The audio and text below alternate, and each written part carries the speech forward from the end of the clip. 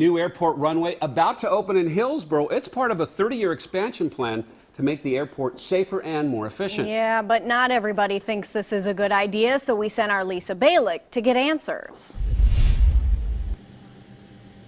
It's the Port of Portland that actually owns and operates this airport, which is actually even busier than PDX, mostly from recreational and student pilots. But I found out a new runway doesn't fly with some neighbors.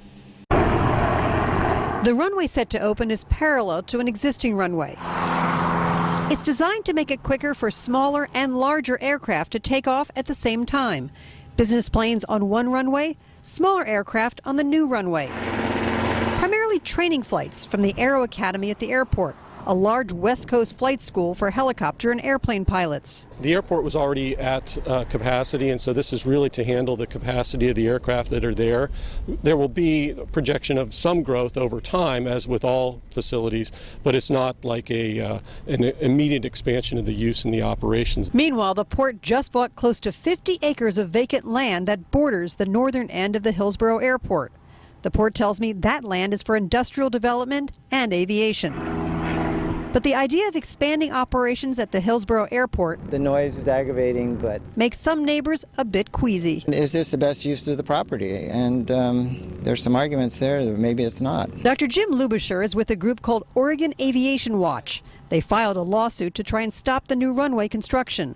The group is worried about health and environment impacts, concerned about noise, and the impacts of lead fuel pollution. The pollution is a big issue as long as they're using leaded fuel. That lead is super bad, and so there's no excuse for that. But the FAA approved the new runway construction after environmental assessments. The case is being appealed. But for now, the new runway is about ready to open in just a few weeks. And right now, that new runway is expected to open April 30th. Live in Hillsboro, Lisa Balick, KOIN 6 News.